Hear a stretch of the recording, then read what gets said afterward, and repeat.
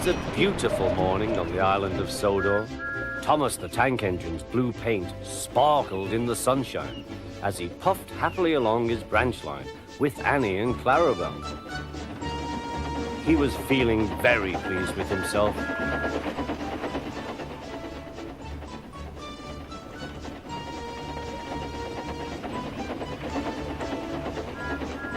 "Hello, Thomas," whistled Percy. "You look splendid." "Yes, indeed," boasted Thomas. "Blue is the only proper color for an engine."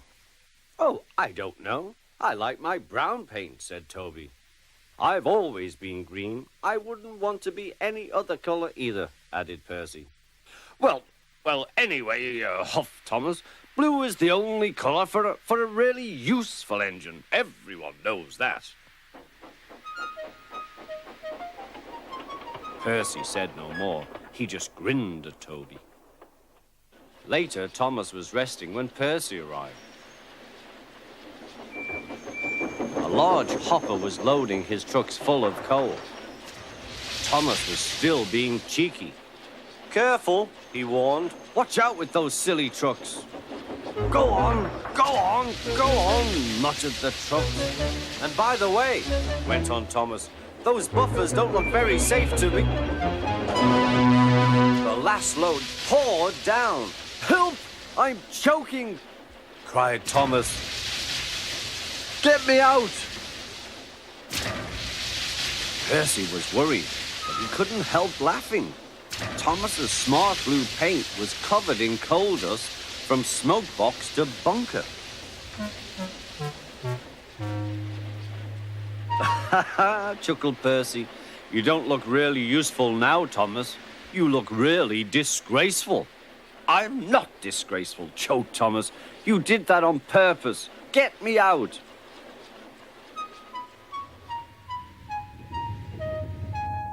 It took so long to clean Thomas that he wasn't in time for his next train. Toby had to take Annie and Clarabelle. "Poor Thomas," whispered Annie to Clarabelle. They were most upset.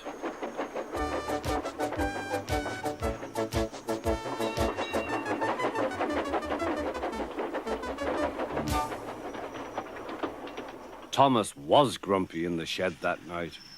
Toby thought it a great joke, but Percy was cross with Thomas for thinking he had made his paint dirty on purpose. Fancy a really useful blue engine like Thomas becoming a disgrace to the Fat Controller's Railway. Next day, Thomas was feeling more cheerful as he watched Percy bring his trucks from the junction. The trucks were heavy and Percy was tired.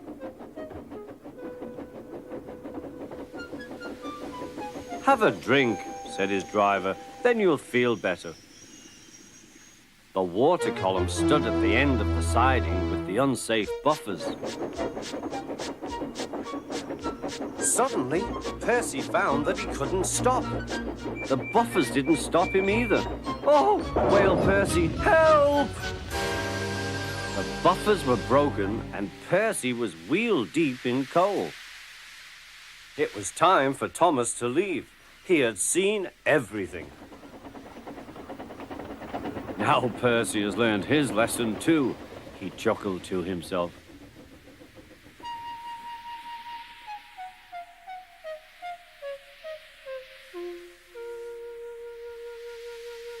That night, the two engines made up their quarrel. "I didn't cause your accident on purpose, Thomas," whispered Percy. "You do know that, don't you?" "Of course," replied Thomas, "and I'm sorry I was cheeky. Your green paint looks splendid again, too. In future, we'll both be more careful of coal." Edward was getting old. His bearings were worn, and he clanked as he puffed along. He was taking empty cattle trucks to a market town. The sun shone, birds sang. But Edward was heading for trouble. Come on, he puffed. Oh, screamed the trucks. Edward puffed and clanked. The trucks rattled and screamed. Some cows were grazing nearby. They were not used to trains. The noise and smoke disturbed them. As Edward clanked by, they broke through the fence and ran across the line. A coupling was broken and some trucks were left behind. Edward felt a jerk but didn't take much notice. He was used to trucks. Bother those trucks, he thought. Why can't they come quietly? He was at the next station before either he or his driver realized what had happened. When Gordon and Henry heard about the accident, they laughed and boasted. Fancy allowing cows to break his train. They wouldn't dare do that to us. We'd show them. Toby was cross. You couldn't help it, Edward. They've never met cows. I have, and I know the trouble they are.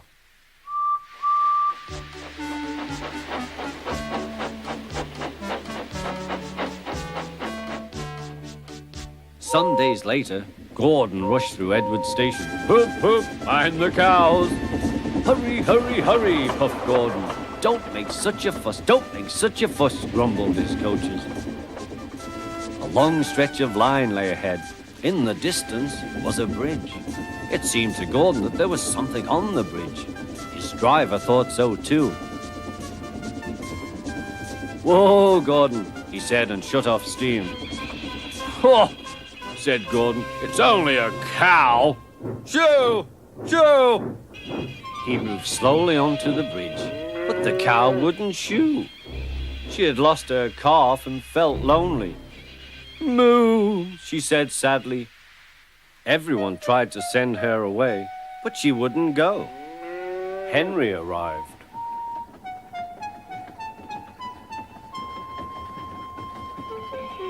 What's this? A cow? I'll soon settle her. Be off, be off. Moo, said the cow. Henry backed away nervously. I don't want to hurt her.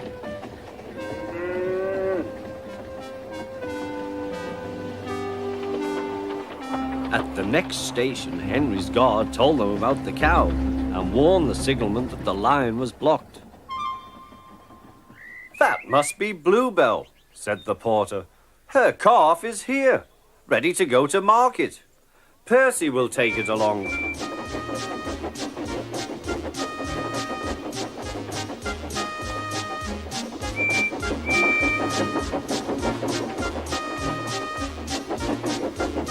At the bridge, Bluebell was very pleased to see her calf again, and the porter led them away.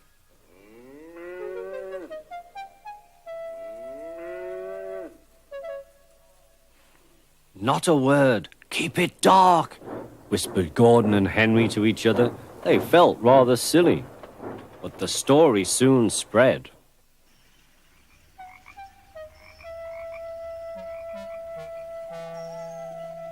Well, well, well, chuckled Edward. Two big engines afraid of a cow? Afraid? Rubbish, said Gordon. We didn't want the poor thing to hurt herself by running up against us. We stopped so as not to excite her. You see what I mean, my dear Edward? Yes, Gordon, said Edward. Gordon felt somehow that Edward saw only too well.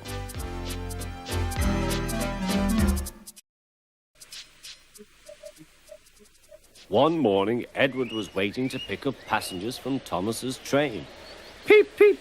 We're late. Where is Thomas? He doesn't usually make us wait. Oh dear, what can the matter be? Sang the fireman. Johnny so long ago. Never you mind about Johnny, laughed the driver. Just you climb on the cab and look for Thomas. Can you see him? No, replied the fireman. There's Bertie Buss in a tearing hurry. No need to bother with him, though. Likely he's on a coach tour or something. He clambered down.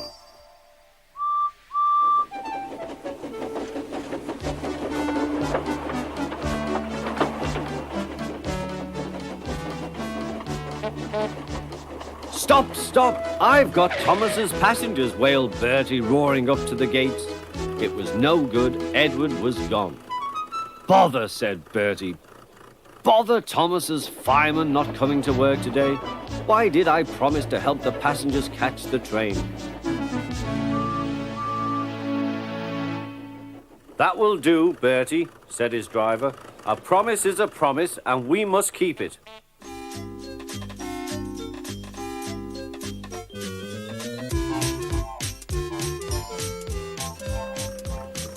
I'll catch Edward or bus, said Bertie.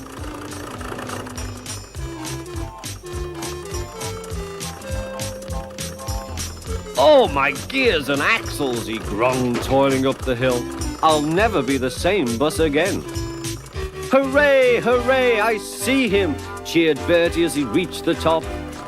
Oh, no, Edward's at the station. No, he stopped at a crossing. Hooray, hooray! Bertie tore down the hill. Well done, Bertie, shouted his passengers. Go it! Bertie skidded into the yard. Wait, wait, cried Bertie.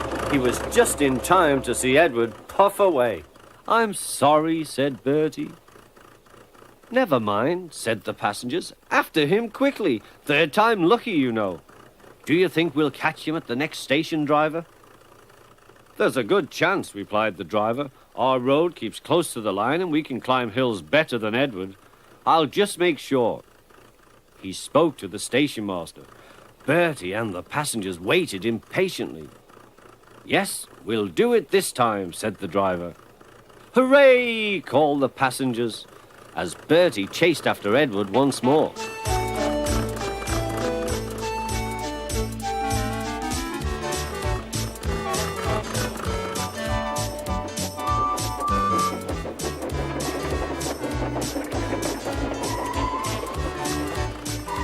This hill is too steep.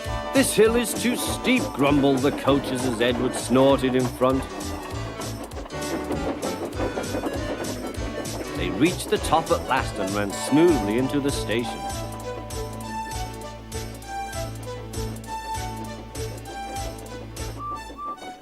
Peep, peep, whistled Edward. Get in quickly, please. The guard blew the whistle and Edward's driver looked back. But the flag didn't wave. Then he heard Bertie. Everything seemed to happen at once, and the station master told the guard and driver what had happened. I'm sorry about the chase, Bertie, said Edward. My fault, replied Bertie. Late at junction. You didn't know about Thomas's passengers. Peep, peep. Goodbye, Bertie, we're off, whistled Edward. 3 cheers for Bertie, called the passengers. Bertie raced back to tell Thomas that all was well.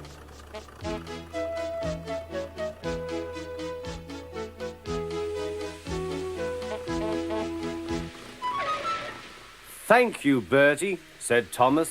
You're a very good friend indeed.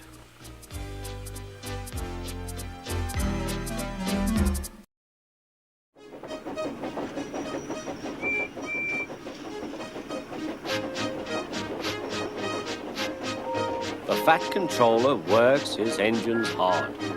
They are very proud when he calls them really useful. I'm going to the scrapyard today, Edward called to Thomas. What? Already? You're not that old, replied Thomas cheekily. Thomas was only teasing.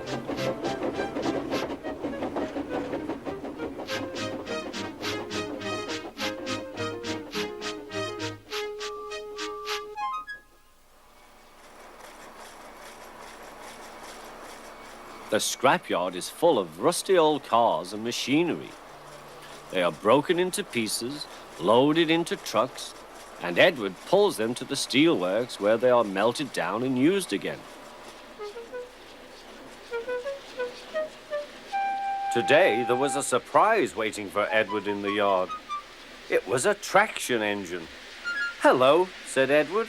You're not broken and rusty. What are you doing here? I'm Trevor. They're going to break me up next week. What a shame, said Edward. My driver says I only need some paint, polish and oil to be as good as new. But my master says I'm old-fashioned. Edward snorted. People say I'm old-fashioned, but I don't care. The fat controller says I'm a useful engine. What work did you do? My master would send us from farm to farm. We threshed corn, hauled logs, and did lots of other work. The children loved to see us. Trevor shut his eyes, remembering. Oh, yes, I like children. Edward set off for the station. Broken up, what a shame. Broken up, what a shame. I must help Trevor, I must. He thought of all his friends who liked engines, but strangely none of them would have room for a traction engine at home. It's a shame, he hissed. Then, beep, beep. Why didn't I think of him before? There, on the platform, was the very person. Hello, Edward. You look upset. What's the matter, Charlie? He asked the driver. There's a traction engine in the scrapyard, Vicar. He'll be broken up next week. Jem Cole says he never drove a better engine. Do save him, sir. He saws wood and gives children rides. We'll see, replied the vicar.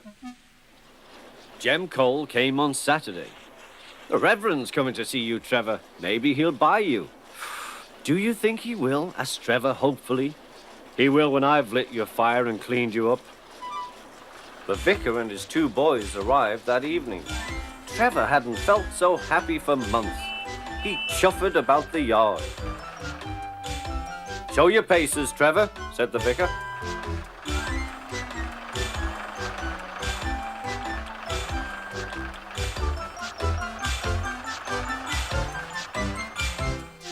Later, he came out of the office smiling. I've got him cheap, Jem, cheap. Do you hear that, Trevor? Cried Jem. The Reverend saved you and you live at the vicarage now. Peep, peep, whistled Trevor. Now Trevor's home is in the vicarage orchard, and he sees Edward every day.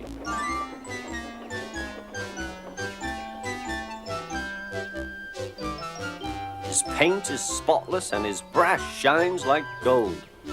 Trevor likes his work, but his happiest day is the church fete. With a wooden seat bolted to his bunker, he chuffers round the orchard, giving rides to children. Long afterwards, you will see him shut his eyes, remembering. I like children, he whispers happily. One day, James had to wait at the station till Edward and his train came in. This made him cross. Late again! Edward laughed, and James fumed away.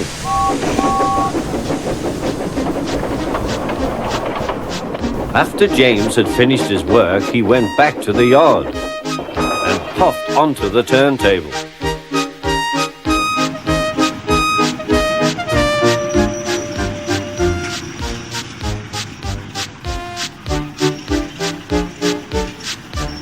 He was still feeling very bad-tempered. Edward is impossible. He clanks about like a lot of old iron, and he's so slow that he makes us wait. Thomas and Percy were indignant. Old iron? Slow? Why, Edward could beat you in a race any day. Really? Said James. I should like to see him do it.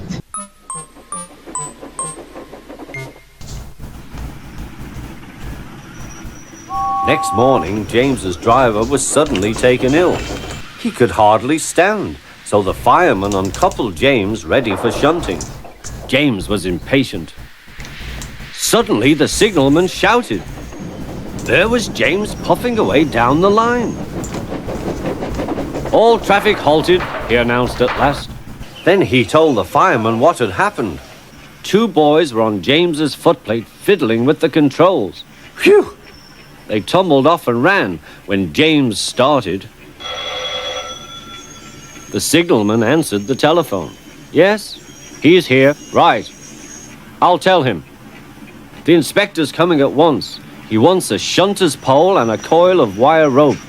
What for? Wondered the fireman. Search me, but you'd better get them quickly. The fireman was ready when Edward arrived.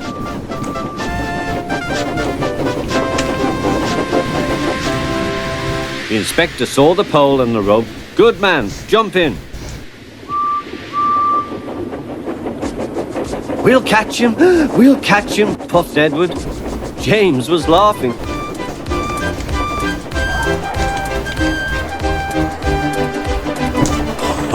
What a lark! What a lark! He chuckled to himself. All right, driver, we can slow down a bit. We're going a little fast, you know. He realized that he had no driver. What shall I do? I can't stop. Help! Help! We're coming, called Edward.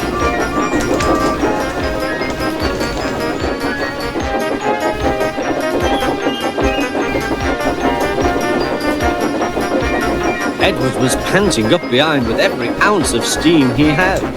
At last he caught up with James. Edward, help! I can't stop!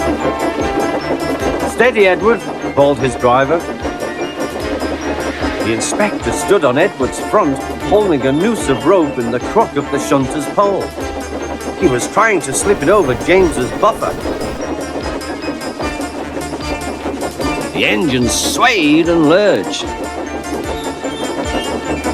At last! Got him! He shouted.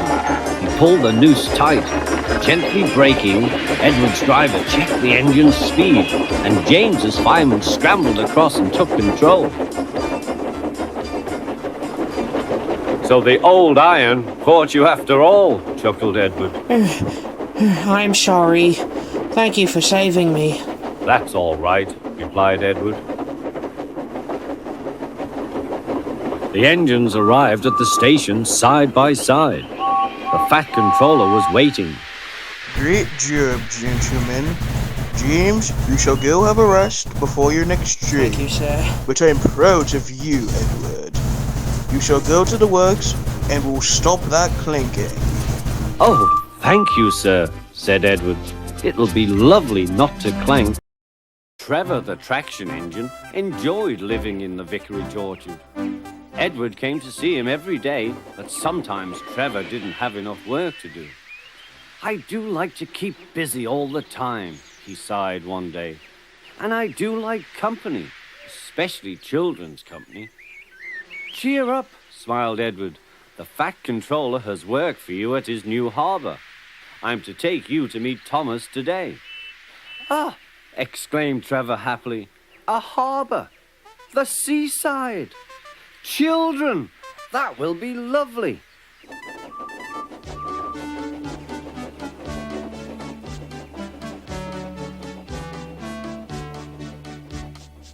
Thomas was on his way to the harbour with a trainload of metal pilings.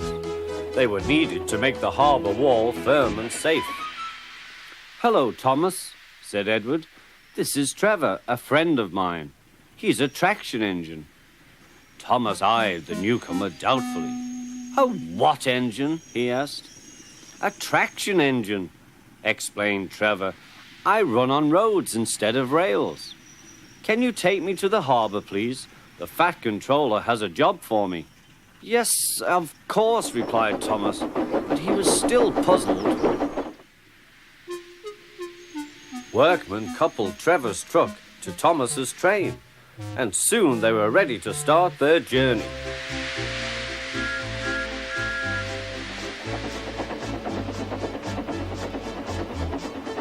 I'm glad the Fat Controller needs me, called Trevor.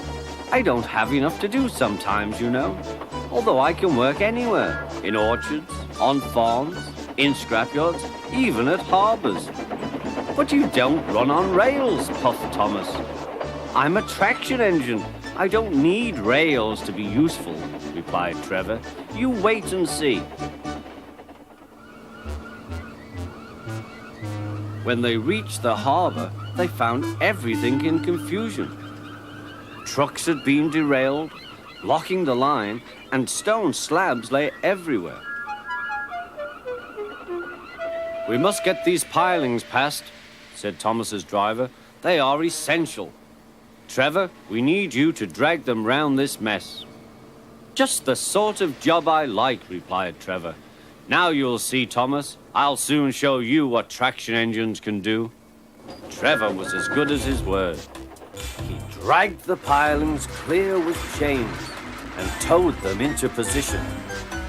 Who needs rails? He muttered cheerfully to himself.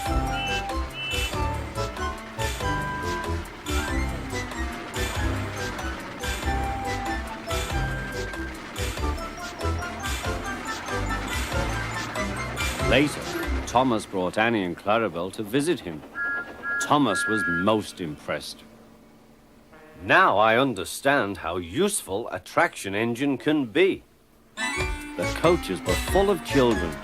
Trevor gave them rides along the harbour. He liked this best of all.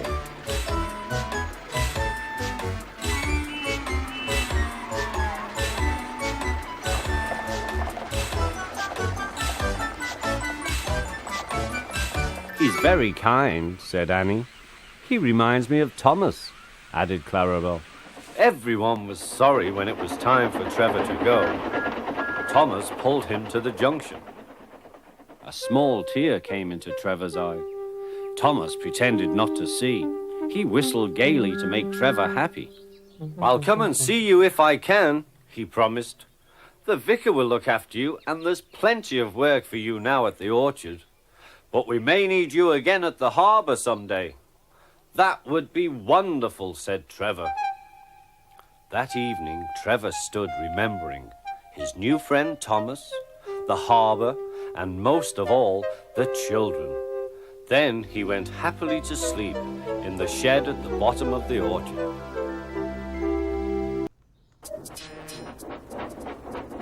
Percy works in the yard at the big station.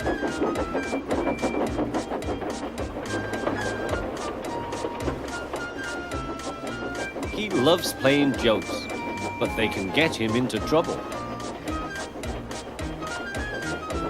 One morning, he was very cheeky indeed.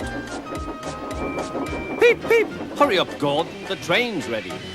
Gordon thought he was late. Ha ha ha, laughed Percy, and showed him a train of dirty coal trucks.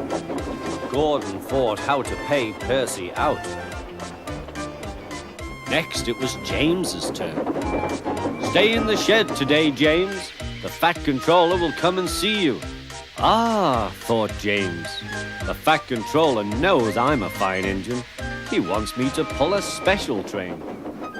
James's driver and fireman could not make him move. The other engines grumbled dreadfully. They had to do James's work as well as their own.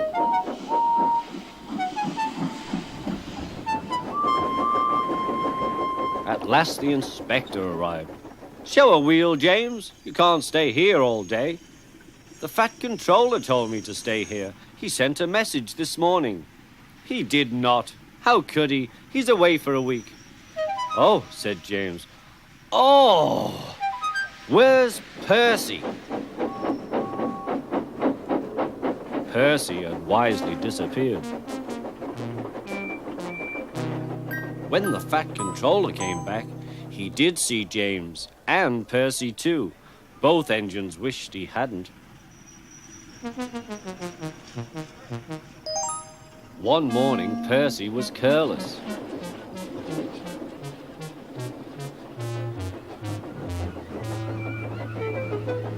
I say, you engines, I'm to take some trucks to Thomas's junction. The Fat Controller chose me especially. He must know I'm a really useful engine. More likely he wants you out the way, grunted James. Gordon looked across to James. They were making a plan. James and I were just speaking about signals at the junction. We can't be too careful about signals, but then I needn't say that to a really useful engine like you, Percy. Percy felt flattered. We had spoken of backing signals, put in James. They need extra special care, you know. Would you like me to explain? No, thank you, James, said Percy. I know all about signals. Percy was a little worried. I wonder what backing signals are, he thought. Never mind, I'll manage. He puffed crossly to his trucks and felt better. He came to a signal. Bother, it's at danger. The signal moved to show line clear. Its arm moved up instead of down. Percy had never seen that sort of signal before. Down means go and up means stop. So upper still must mean go back. I know, it's one of those backing signals. Come on, Percy, said his driver. Off we go. Stop! You're going the wrong way. But it's a backing signal, Percy protested and told him about Gordon and James. The driver laughed and explained. Oh dear, said Percy. Let's start quickly before they see us. He was too late. Gordon saw everything.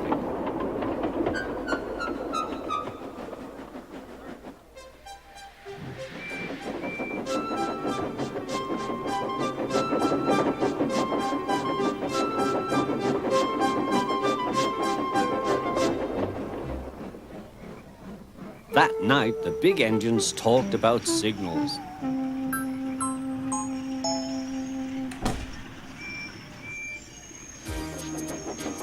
They thought the subject was funny. Percy thought they were being very silly.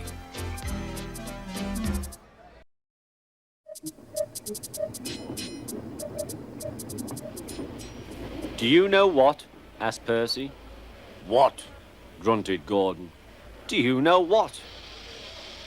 Silly, said Gordon. Of course I don't know what, if you don't tell me what is. The Fat Controller says that the work in the yard is too heavy for me. He's getting a bigger engine to help me. Rubbish, said James. Any engine could do it. If you worked more and chatted less, this yard would be a sweeter, a better, and a happier place. Percy went off to fetch some coaches. That stupid old signal, he thought. He was remembering the time he'd misunderstood a signal and gone backwards instead of forwards. No one listens to me now. They think I'm a silly little engine and order me about. I'll show them, but he didn't know how.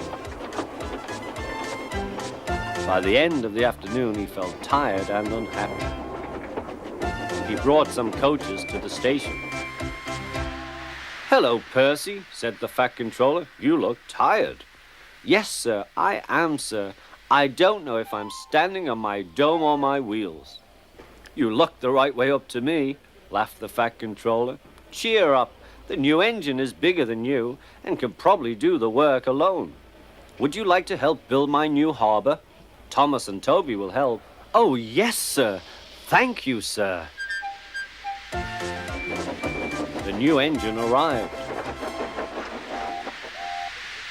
What's your name? Asked the Fat Controller. Montague, sir, but I'm usually called Duck. They say I waddle. I don't really, sir, but I like Duck better than Montague.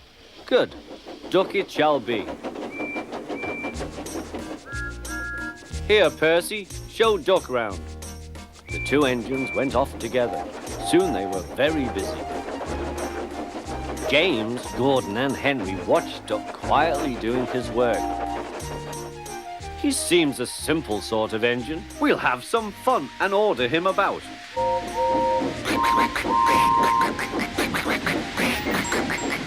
Whee! Smoke billowed everywhere.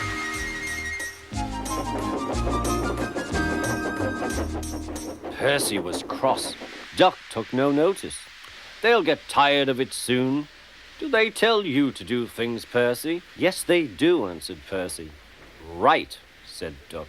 We'll soon stop that nonsense. He whispered something. We'll do it later. The Fat Controller was looking forward to hot buttered toast for tea at home. Suddenly he heard an extraordinary noise. Whee!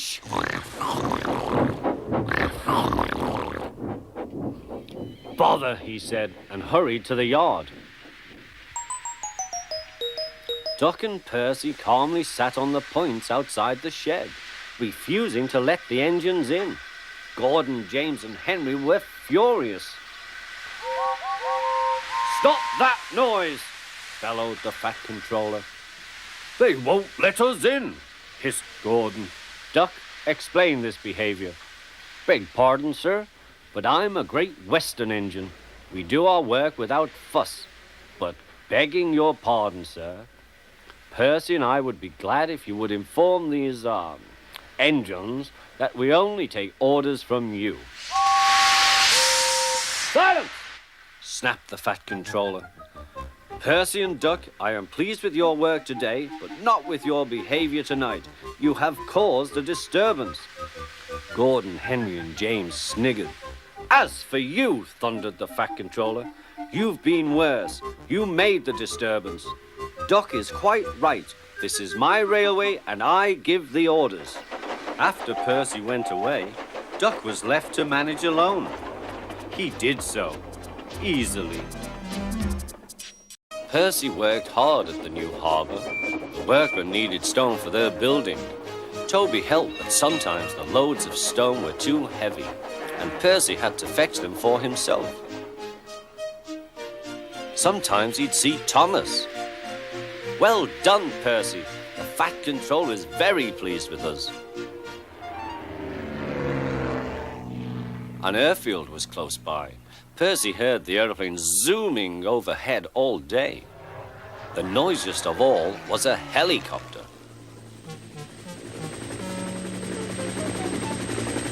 Stupid thing, said Percy. Why can't it go and buzz somewhere else? One day, Percy stopped at the airfield. Hello, said Percy. Who are you?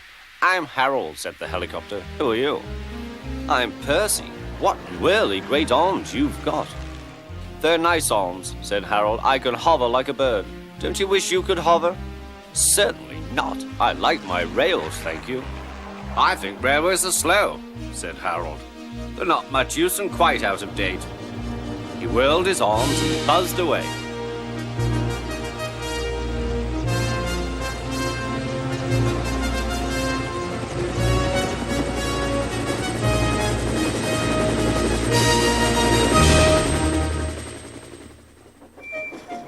Percy found Toby at the quarry. I say, Toby, that Harold, that stuck-up whirlybird thing, says I'm slow and out of date. Just let him wait. I'll show him. He collected his trucks and started off, still fuming.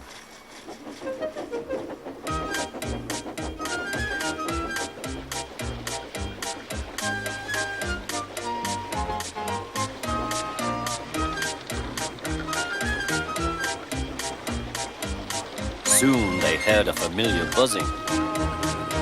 Percy, whispered his driver, there's Harold. He's not far ahead. Let's race him. Yes, let's, said Percy. Percy pounded along. The truck screamed and swayed. Well, I'll be a ding-dong-dang, said the driver. There was Harold. The race was on. Go it, Percy, he yelled. You're gaining. Percy had never been allowed to run fast before. He was having the time of his life. Hurry, hurry, hurry, he panted to the trucks. We don't want to, they grumbled. It was no use. Percy was bucketing along with flying wheels, and Harold was high and alongside.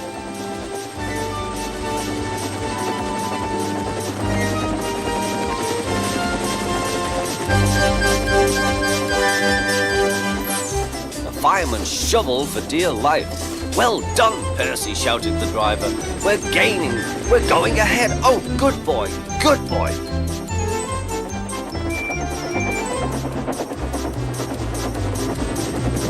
A distant signal warned them that the harbour wharf was near. Beep, beep, beep! Brakes! Guard, please! The driver carefully checked the train's headlong speed.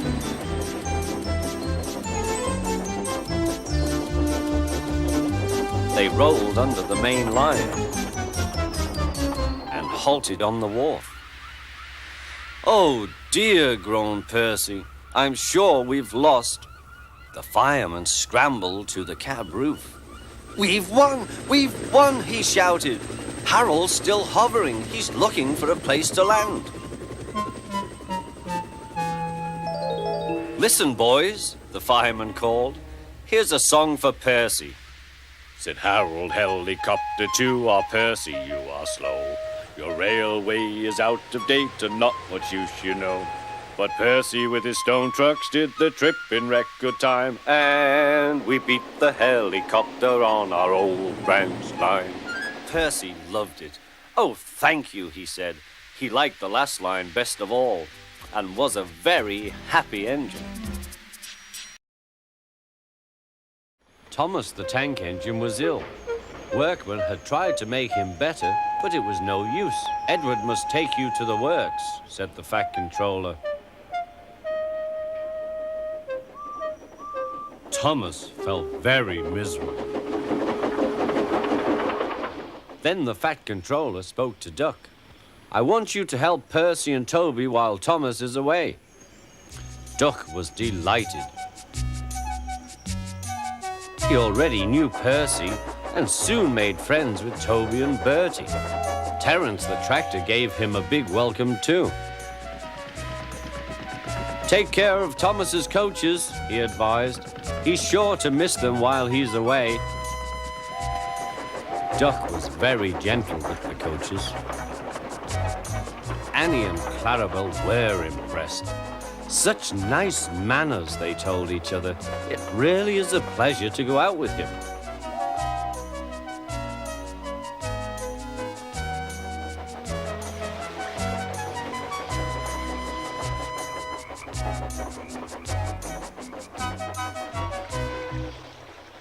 When Thomas came back, Annie and Clarabelle told him how well Duck had managed.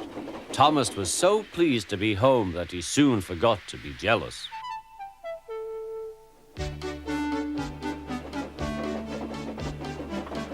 The works had left Thomas's handbrake very stiff. It made his brakes seem as if they were hard on, when in fact they were not.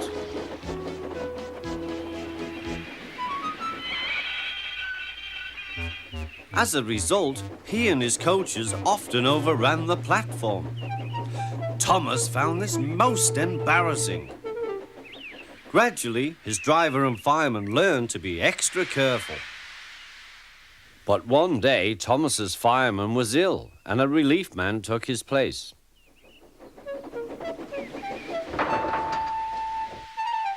The fireman had fastened the coupling and joined the driver and station master on the platform to wait for Henry's passengers. The fireman had forgotten all about Thomas's handbrake.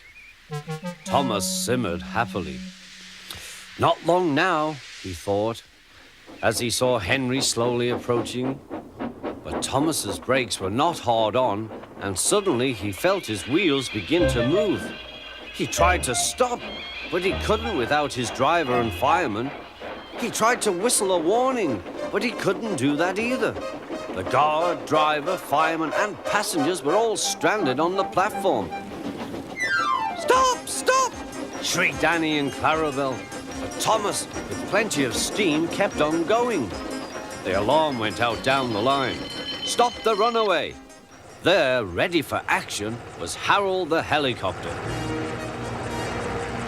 The inspector had made a plan, and together they took off into the sky.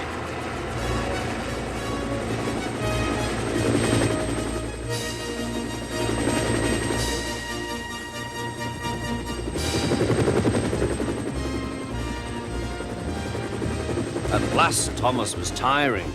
"I need to stop. I need to stop," he panted wearily. As they neared the next station, Thomas saw Harold land.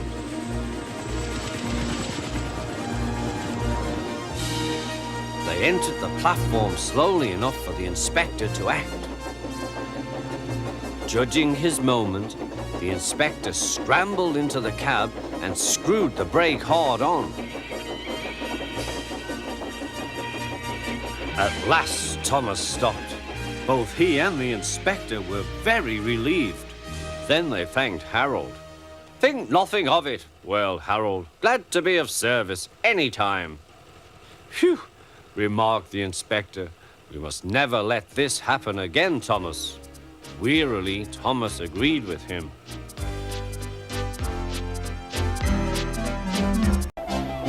One day Henry wanted to rest, but Percy was talking to some engines. He was telling them about the time he had braved bad weather to help Thomas. It was raining hard. Water swirled under my boiler. I couldn't see where I was going, but I struggled on. Oh, Percy, you are brave. Well, it wasn't anything really. Water's nothing to an engine with determination. Tell us more, Percy. What are you engines doing here? Hissed Henry. This shed is for the Fat Controller's engines. Go away. Silly things, Henry snorted.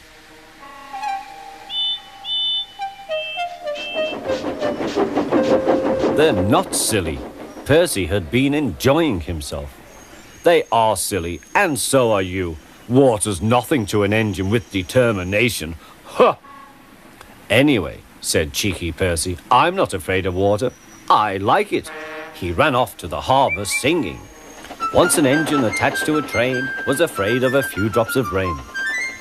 No one ever lets me forget the time I wouldn't come out of the tunnel in case the rain spoilt my paint, huffed Henry.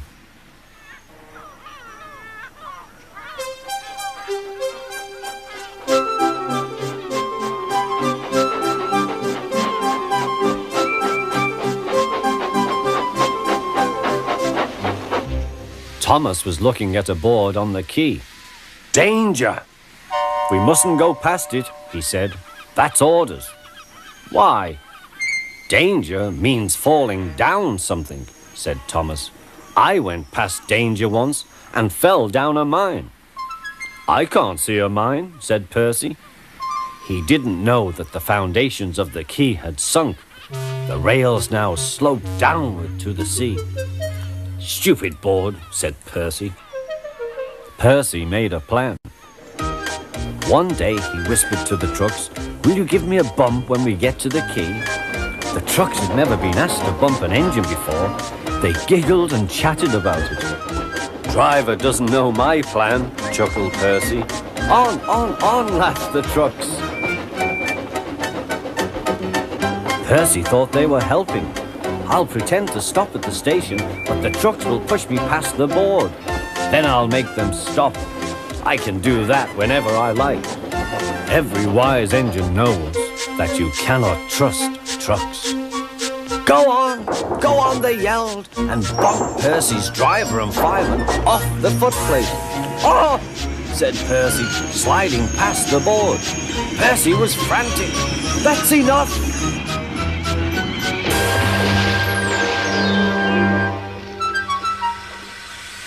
Percy was sunk.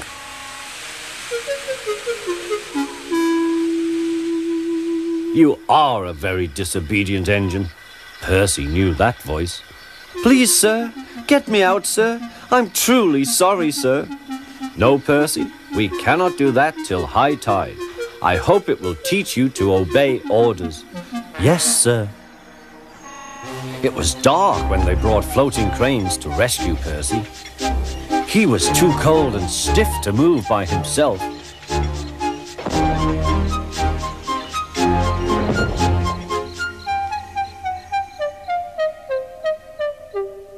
Next day, he was sent to the works on Henry's goods train.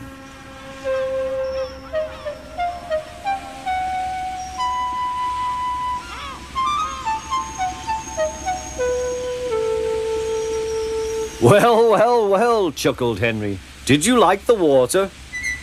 No. I am surprised. You need more determination, Percy. Water's nothing to an engine with determination, you know. Perhaps you will like it better next time. Percy is quite determined that there won't be a next time.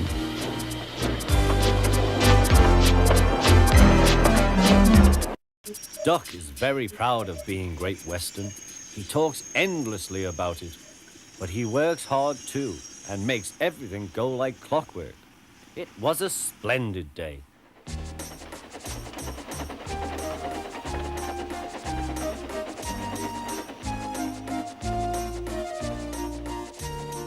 The trucks and coaches behaved well. The passengers even stopped grumbling. But the engines didn't like having to bustle about. There are two ways of doing things, Duck told them. The Great Western Way or the wrong way. I'm Great Western and don't we know it, Ray groaned. The engines were glad when a visitor came.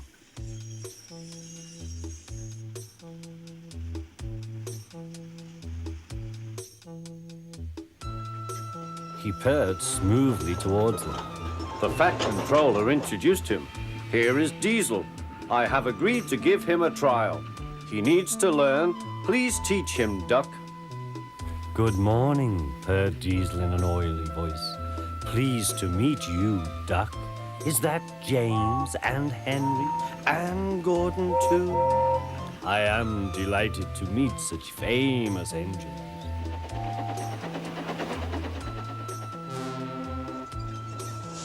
The silly engines were flattered. He has very good manners, they murmured. We are pleased to have him in our yard. Duck had his doubts. Come on, he said. Diesel purred after him.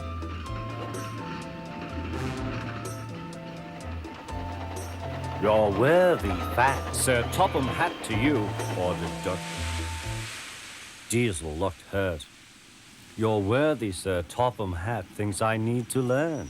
He is mistaken. We Diesels don't need to learn. We know everything. We come to a yard and improve it. We are revolutionary. Oh, said Duck, if you're Revo Thingagummy, perhaps you would collect my trucks while I fetch Gordon's coaches. Diesel, delighted to show off, purred away. When Duck returned, Diesel was trying to take some trucks from a siding. They were old and empty. They had not been touched for a long time. Diesel found them hard to move. Pull, push, backwards, forward. Oh! The trucks groaned. We can't. We won't. Duck watched with interest. Diesel lost patience. He roared, gave a great heave. The trucks jerked forward. Oh! They screamed, we can't, we won't. Some of their brakes snapped, and the gear jammed in the sleepers.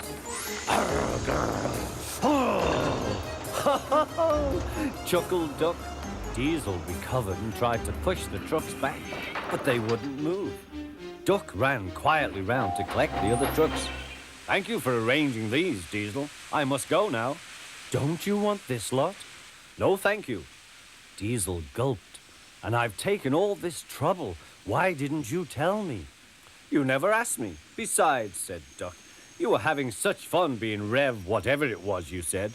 Goodbye.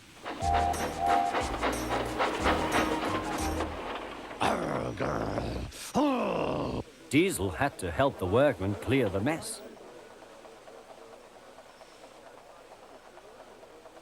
He hated it. All the trucks were laughing and singing at him.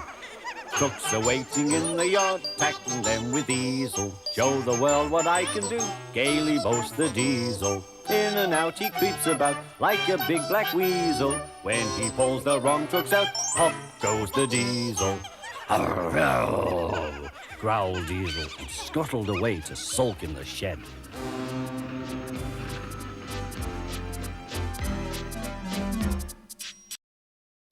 Diesel, the new engine, was sulking. The trucks would not stop singing rudely at him.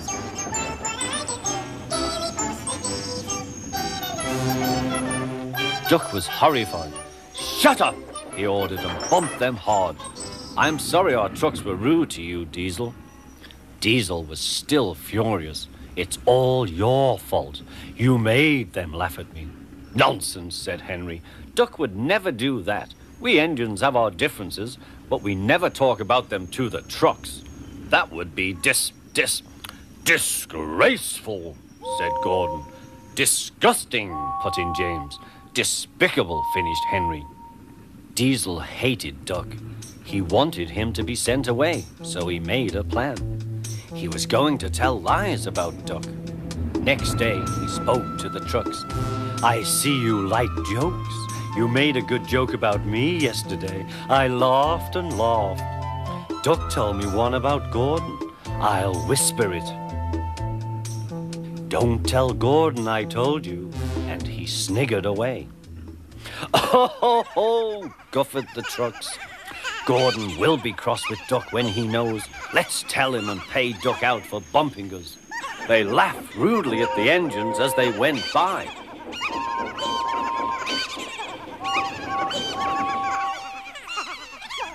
Soon Gordon, Henry, and James found out why. Disgraceful, said Gordon. Disgusting, said James. Despicable, said Henry. We cannot allow it. They consulted together. Yes, they said. He did it to us. We'll do it to him and see how he likes it. Duck was tired out.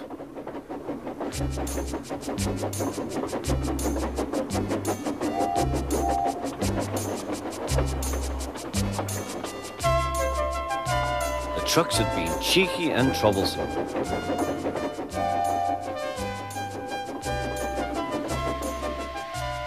He wanted a rest in the shed.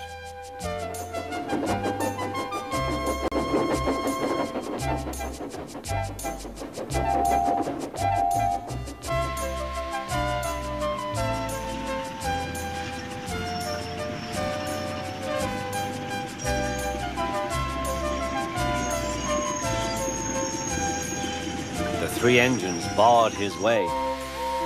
Whoosh! Keep out! Stop fooling, said Duck. I'm tired. So are we, hissed the engines. We are tired of you. We like Diesel. We don't like you. You tell tales about us to the trucks. I don't. You do. I don't. You do. The Fat Controller came to stop the noise. Duck called me a galloping sausage, spluttered Gordon. Rusty red scrap iron, hissed James. I'm old Square Wheels, fumed Henry. Well, Duck? Duck considered. I only wish, sir, he said gravely, that I'd thought of those names myself, if the dome fits. Oh, he made trucks laugh at us, accused the engines. The Fat Controller recovered. He'd been trying not to laugh himself. Did you, Duck? Certainly not, sir. No steam engine would be as mean as that.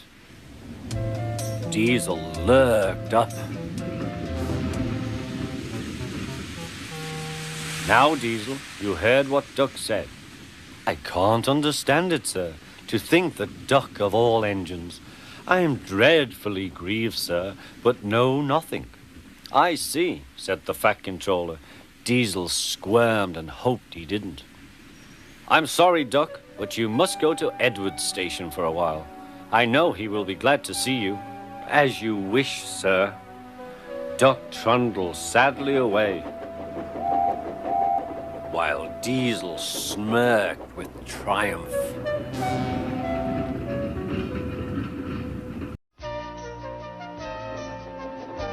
Duck, the Great Western engine, puffed sadly to Edward's station. It's not fair, he complained. Diesel has been telling lies about me and made the Fat Controller and all the engines think I'm horrid. Edward smiled. I know you aren't, and so does the Fat Controller. You wait and see. Why don't you help me with these trucks? Duck felt happier with Edward and set to work at once.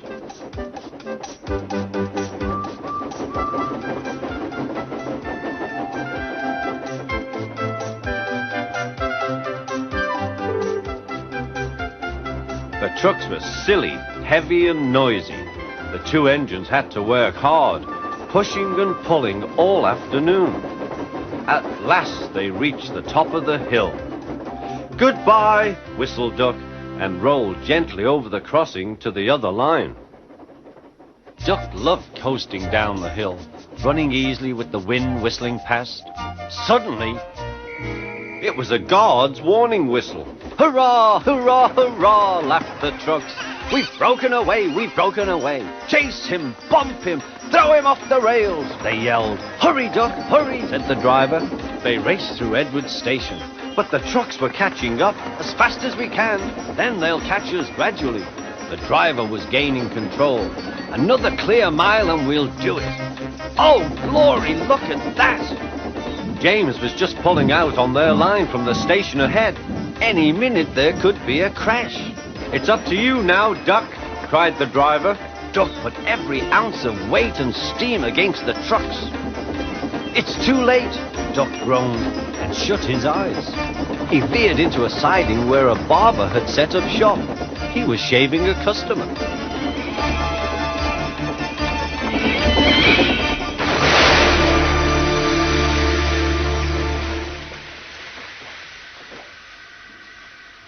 The silly trucks had knocked their guard off his van and left him far behind after he had whistled a warning. But the trucks didn't care. They were feeling very pleased with themselves. Beg pardon, sir, gasped Duck. Excuse my intrusion. No, I won't, said the barber. You frightened my customers. I'll teach you. And he lathered Duck's face all over. Poor Duck. Thomas was helping to pull the trucks away when the Fat Controller arrived. I do not like engines popping through my walls, fumed the barber. I appreciate your feelings, said the Fat Controller, but you must know that this engine and his crew have prevented a serious accident. It was a very close, shave. Oh, said the barber. Oh, excuse me. He filled a basin of water to wash Duck's face. I'm sorry. I didn't know you were being a brave engine. That's all right, sir. I didn't know that either. You were very brave indeed, said the Fat Controller.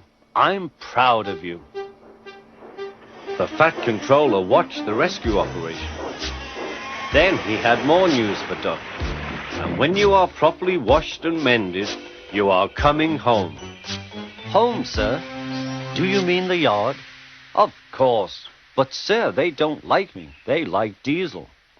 Not now. I never believed Diesel, so I sent him packing. The engines are sorry and want you back.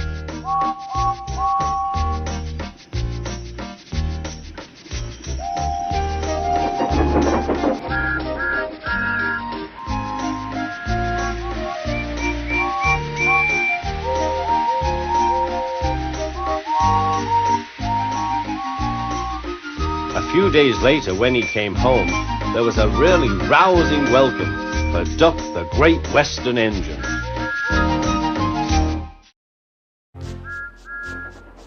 The engines were finding life difficult.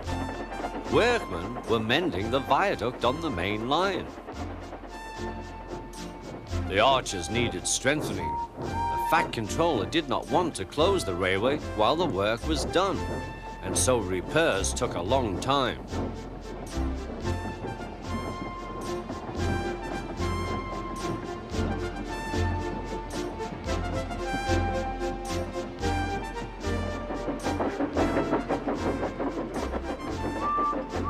The engines had to take great care when crossing the viaduct, and the delay often made them late on their journey to the junction, where they knew Thomas would be ready to collect his passengers.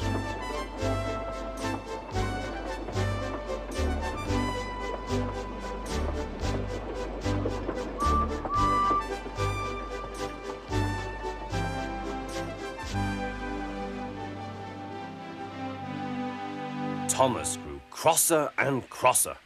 Time's time, he grumbled. Why should I keep my passengers waiting while Henry and James dawdle about all day on viaducts? Don't blame me, snorted Henry. If we hurried across the viaduct, it might collapse, and then you'd have no passengers at all. What would you do then? Run my train on time for one thing, retorted Thomas. He hurried away before Henry could answer. Bertie was impatient too. He was timed to arrive just after Thomas. His passengers found that instead of going straight from the bus to their train, they were kept waiting till Thomas arrived. Soon Bertie grew cross with Thomas. Late again, he remarked, as Thomas panted wearily in.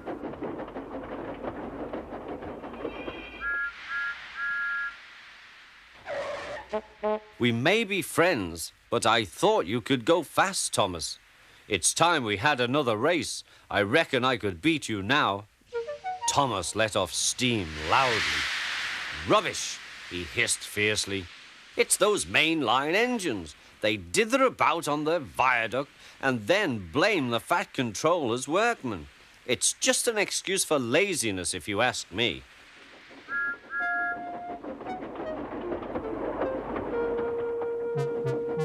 One day, James was later than ever at the junction. I'm sorry, Thomas, he puffed.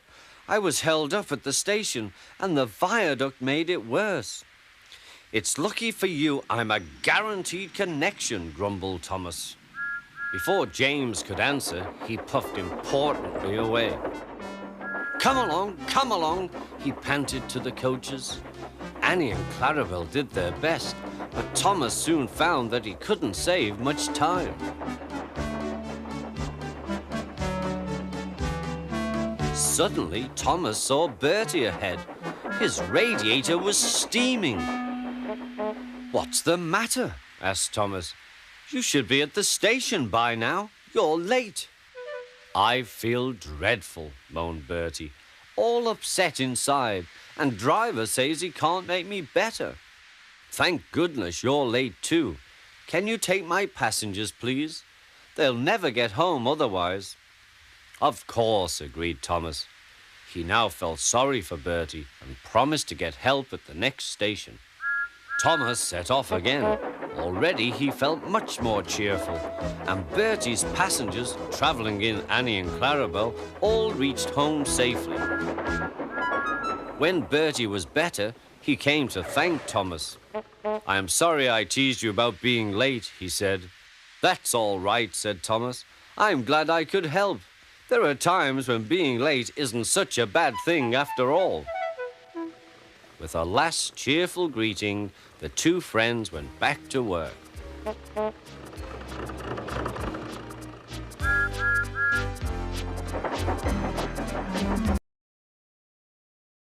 Donald and Douglas are twins and had arrived from Scotland to help the Fat Controller, but only one engine had been expected. The twins meant well, but did cause confusion. The Fat Controller had given them numbers, Donald 9 and Douglas 10, but he was still planning to send one engine home.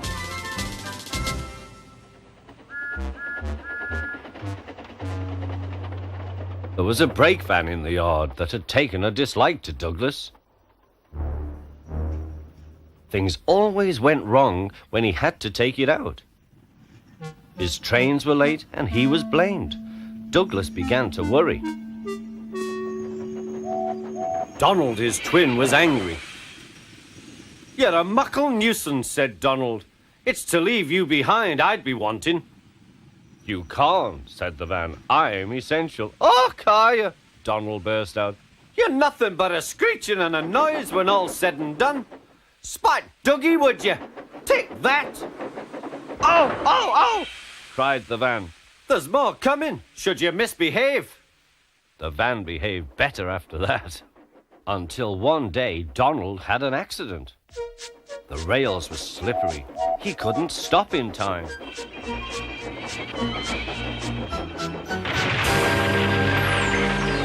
Fat Controller was most annoyed. I am disappointed, Donald. I did not expect such, clumsiness from you. I had decided to send Douglas back and keep you. I'm sorry, sir, said Donald. I should think so, too. You have upset my arrangements. Now James will have to help with the goods work, while you have your tender mended. James won't like that. The Fat Controller was right. James grumbled dreadfully.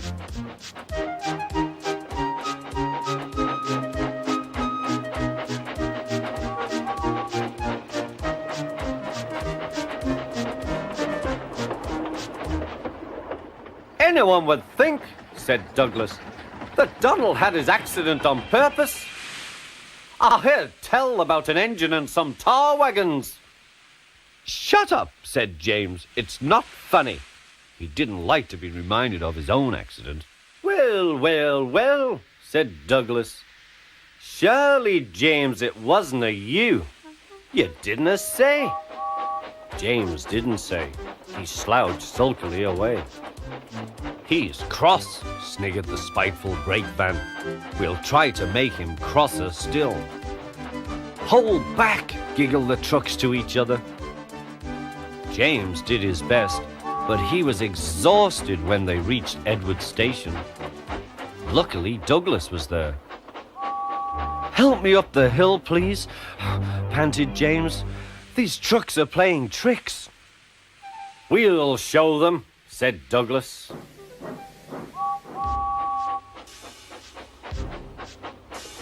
Slowly but surely, the snorting engines forced the trucks up the hill. But James was losing steam. I can't do it! I can't do it! Lay it to me! Shouted Douglas. God was anxious. Go steady! The van's breaking! The van was in pieces. No one had been hurt, and soon Edward came to clear the mess. The Fat Controller was on board. I might have known it would be Douglas, he said. Douglas was grand, sir, said Edward. James had no steam left, but Douglas worked hard enough for 3. I heard him from my yard. 2 would have been enough, said the Fat Controller. I want to be fair, Douglas, but I don't know. I really don't know.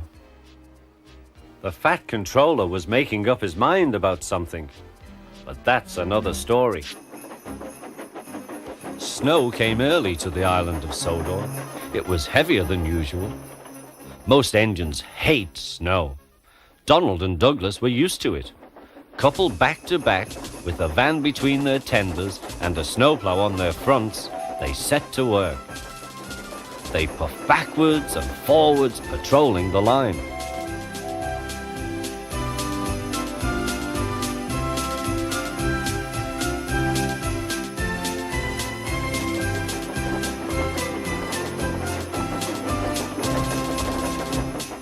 Generally, the snow slipped away easily, but sometimes they found deeper drifts.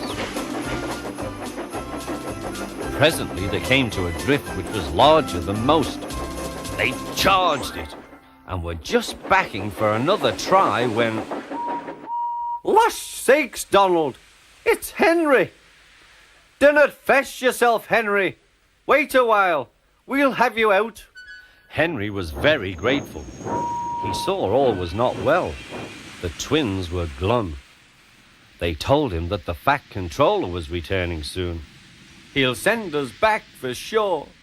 It's a shame, said Percy. A lot of nonsense about a broken signal box, grumbled Gordon. That spiteful brake van too, put in James. Good riddance, that's what I say. They were splendid in the snow, added Henry. It isn't fair.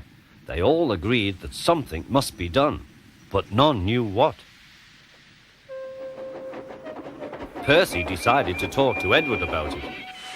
What you need, said Edward, is a deputation. He explained what that was.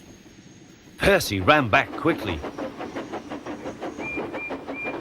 Edward says we need a deputation. Of course, said Gordon. The question is, what is a desperation? Asked Henry. It's when engines tell the Fat Controller something's wrong, said Percy. Did you say tell the Fat Controller? Asked Duck thoughtfully. There was a long silence.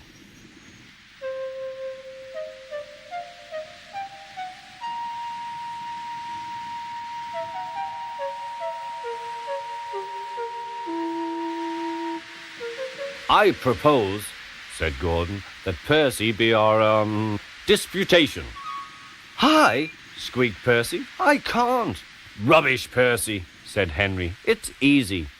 That's settled then, said Gordon. Poor Percy wished it wasn't. Hello, Percy. It's nice to be back. Percy jumped. Yes, sir. Please, sir. You look nervous, Percy. What's the matter? Please, sir, they've made me a desperation, sir. To speak to you, sir. I don't like it, sir. The Fat Controller pondered. Do you mean a deputation, Percy? Yes, sir, please, sir. It's Donald and Douglas, sir. They say, sir, that if you send them away, sir, they'll be turned into scrap, sir. That would be dreadful, sir. Please, sir, don't send them away. Thank you, Percy. That will do. Later, the Fat Controller spoke to the engines. I had a deputation. I understand your feelings, but I do not approve of interference. He paused impressively. Donald and Douglas, I hear that your work in the snow was good. You shall have a new coat of paint. The twins were surprised. Thank you, sir. But your names will be painted on you. We'll have no more mistakes. Thank you, sir. Does this mean that the both of us... The Fat Controller smiled. It means... But the rest of his speech was drowned in a delighted chorus of cheers and whistles. The twins were here to stay.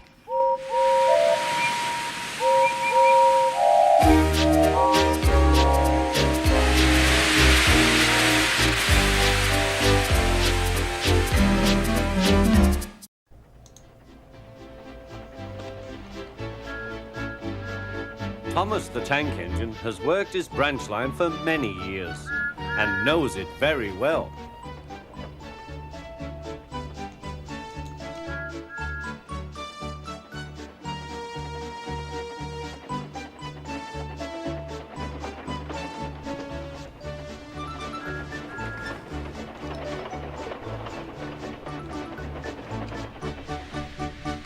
You know just where to stop, Thomas, laughed his driver.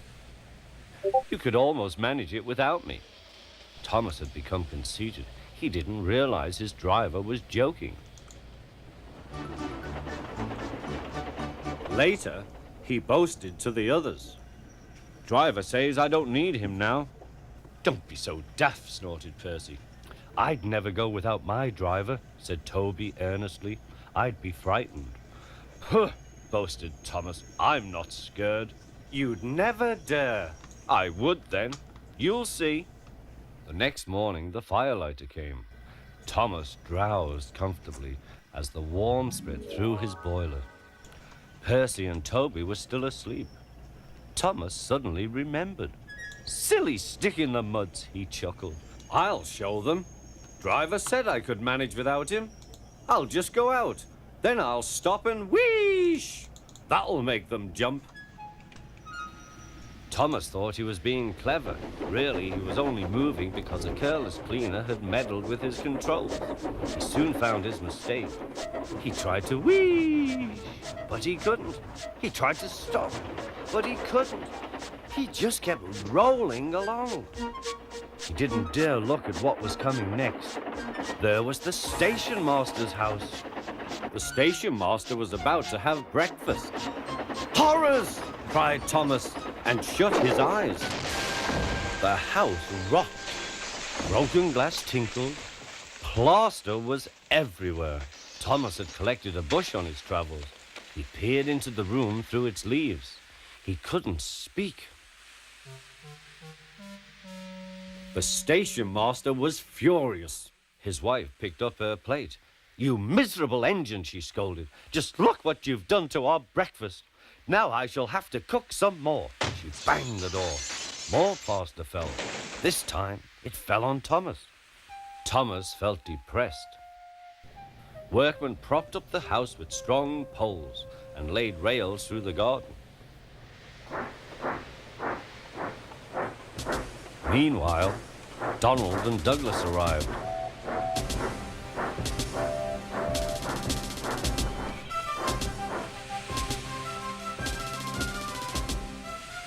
Do not fash yourself, Thomas. We'll soon have you back on the rails, they laughed.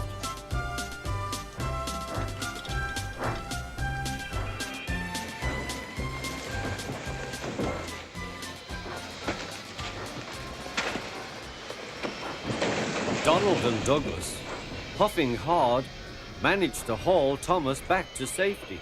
Bits of fencing, the bush, and a broken window frame festooned his front, which was badly twisted. The twins laughed and left him. Thomas was in disgrace. There was worse to come. You are a very naughty engine. I know, sir. I'm sorry, sir. Thomas's voice was muffled behind his bush. You must go to the works and have your front mended. It will be a long job. Yes, sir. Meanwhile, a diesel rail car will do your work. The diesel, sir? Thomas spluttered. Yes, Thomas. Diesels always stay in their sheds till they are wanted. Diesels never gallivant off to breakfast in station masters' houses.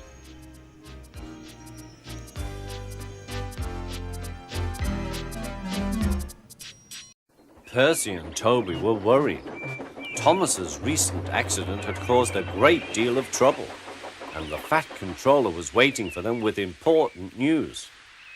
Here, he said, is Daisy, the diesel rail car, who has come to help while Thomas is, indisposed.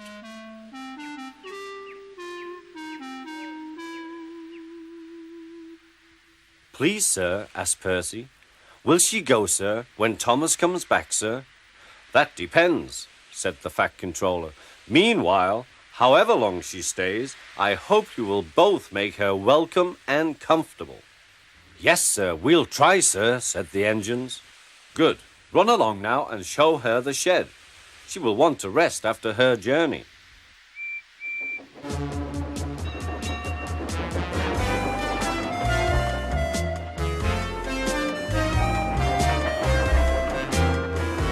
Daisy was hard to please. She shuddered at the engine shed. This is dreadfully smelly. I'm highly sprung, and anything smelly is bad for my swerves. Next, they tried the carriage shed.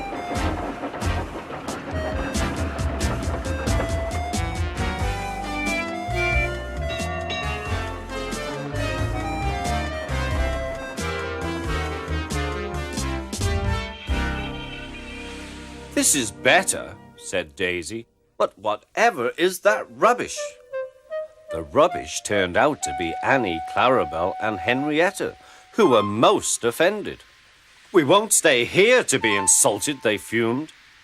Percy and Toby had to take them away and spend half the night soothing their hurt feelings.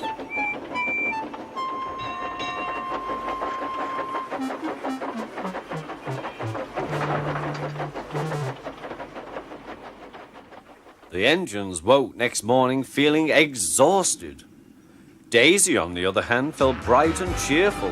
Ooh, ooh, she tooted as she came out of the yard and back to the station. Look at me, she purred to the passengers. I'm the latest diesel, highly sprung and right up to date. You won't want Thomas's bumpy old Annie and Clarabelle now. The passengers waited for Daisy to start, but she didn't. She saw that a milk van was about to be coupled to her and was most indignant. Do they expect me to pull that?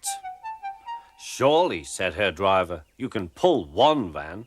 I won't, said Daisy. Percy can do it. He loves messing about with trucks. She began to shudder violently. Nonsense, said her driver. Come on now, back down. Daisy lurched backwards. She was so cross that she blew a fuse. Told you, she said, and stopped. Everyone argued with her, but it was no use. It's fitter's orders, she said. What is? My fitter's a very nice man. He comes every week and examines me carefully. Daisy, he says, never, never pull. You're highly sprung and pulling is bad for your swerves. So that's how it is, finished Daisy. Stuff and nonsense, said the station master. I can't understand, said the shunter. Whatever made the Fat Controller send us such a feeble, spluttered Daisy. Let me! Stop arguing, grumbled the passengers. We're late already. So they uncoupled the van, and Daisy purred away, feeling very pleased with herself. She could now enjoy her journey. That's a good story, she chuckled. I'll do just what work I choose and no more. But she said it to herself. Daisy, the diesel railcar's work in the countryside, was full of surprises. She was frightened of bulls and cows, and she remained very lazy and stubborn.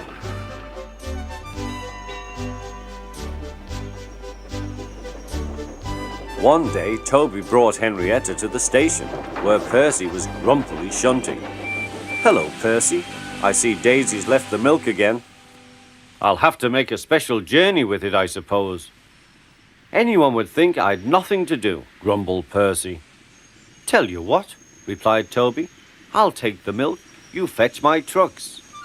The drivers and the station master agreed.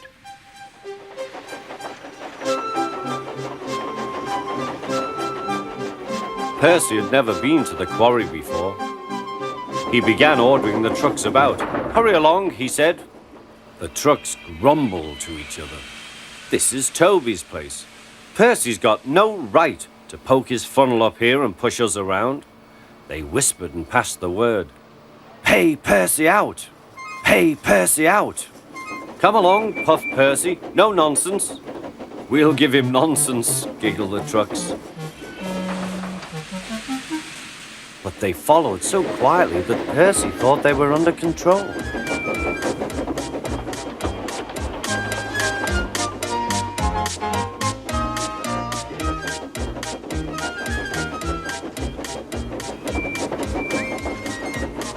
Suddenly they saw a notice ahead.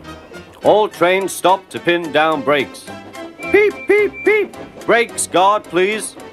But before he could check them, the truck surged forward. On, they cried. Help, help, whistled Percy. The man on duty at the crossing rushed to warn traffic with his red flag, but was too late to switch Percy to the runaway siding. Frantically trying to grip the rails, Percy slid into the yard. Peep, peep, look out!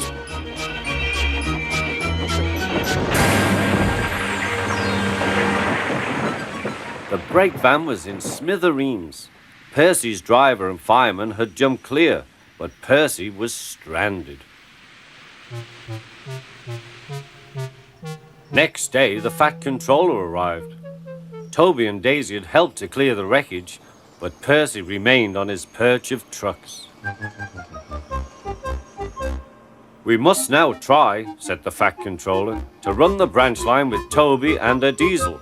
You have put us in an awkward predicament. I am sorry, sir, replied Percy. You can stay there till we are ready. Perhaps it will teach you to be careful with trucks. Percy sighed. The trucks groaned beneath his wheels. He quite understood about awkward predicaments.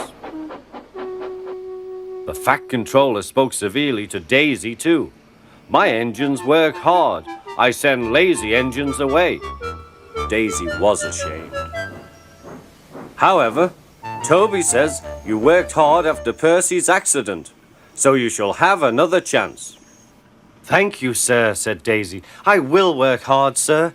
Toby says he'll help me. Excellent. What Toby doesn't know about branch line problems isn't worth knowing. Our Toby's an experienced engine.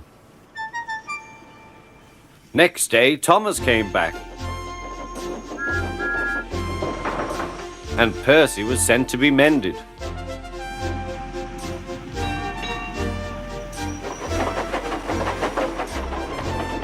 Annie and Clarabelle were delighted to see Thomas again, and he took them for a run at once.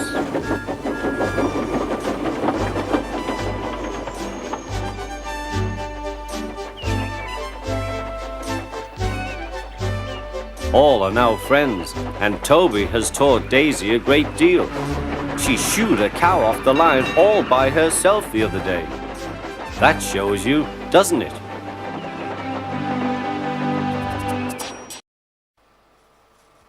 Bill and Ben are tank engine twins. Each has 4 wheels a tiny chimney and dome, and a small squat cab. Their trucks are filled with china clay. It is needed for pottery, paper, paint, and many other things. The twins are now kept busy pulling the trucks for engines on the main line and for ships in the harbor.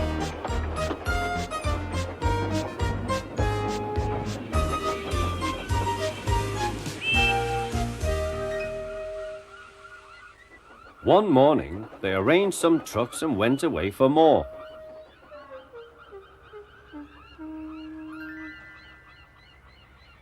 They returned to find them all gone. The twins were most surprised. Their drivers examined a patch of oil. "That's a diesel," they said. "It's a wattle?" asked Bill. "A diesel, I think," replied Ben. "There's a notice about them in our shed. Coughs and sneezels spread diseases. You had a cough in your smoke box yesterday. It's your fault the diesel came." "It isn't, it is." "Stop arguing, you two," laughed their drivers. "Let's go and rescue our trucks." Bill and Ben were horrified. "But the diesel will magic us away like the trucks." "He won't magic us," replied their drivers. "We'll more likely magic him." "Listen, he doesn't know you're twins. So we'll take away your names and numbers, and then this is what we'll do." Puffing hard, the twins set off on their journey to find the diesel.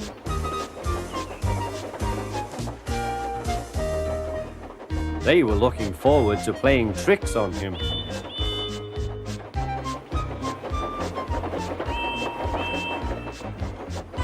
Creeping into the yard, they found the diesel on a siding with the missing trucks.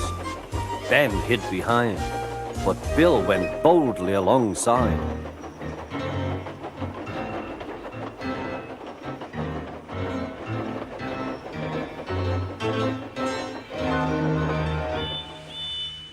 The diesel looked up. "Do you mind?" "Yes," said Bill, "I do. I want my trucks, please." "These are mine," said the diesel. "Go away." Bill pretended to be frightened. "You're a big bully," he whimpered. "You'll be sorry." He ran back and hid behind the trucks on the other side. Ben now came forward. "Truck stealer!" hissed Ben. He ran away too. Bill took his place.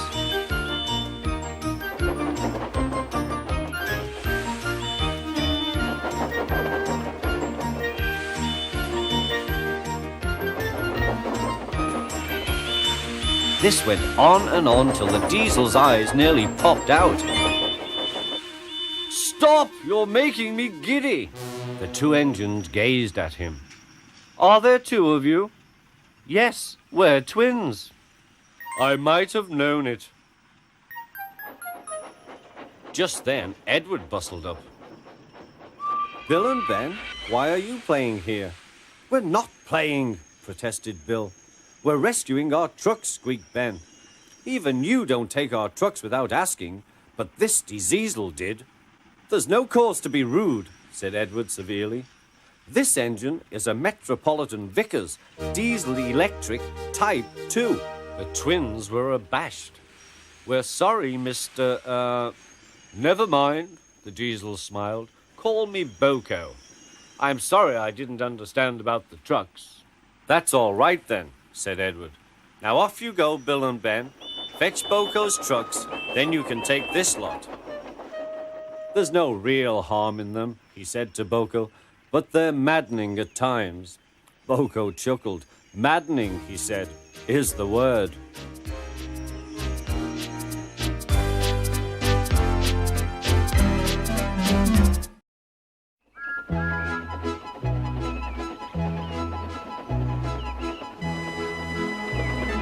Thomas's branch line is important, and so is Edward's. But their track and bridges are not so strong as those on the main line. The Fat Controller does not allow the heavier mainline engines like Gordon to run on them. But one day, the way Gordon was talking, you would have thought the Fat Controller had given this order for quite another reason. "It's not fair," grumbled Gordon. "What isn't fair?" asked Edward. letting branch line diesels pull main line trains. Never mind, Gordon. I'm sure Boko will let you pull his truck sometime. Gordon spluttered.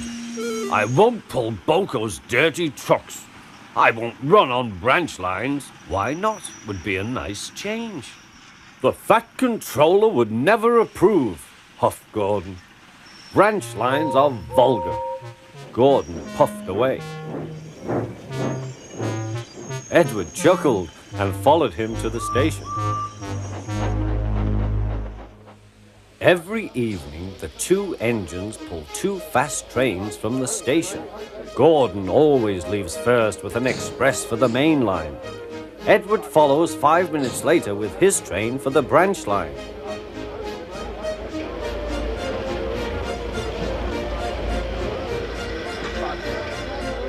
Usually everything runs like clockwork.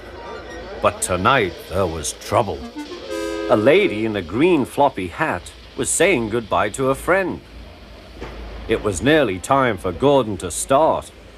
The fireman looked back towards the guard's van and saw something green waving. Right away, mate. He thought the guard had waved his flag. Gordon started, leaving luggage, his passengers and the guard all standing on the platform. Everyone was very surprised and cross.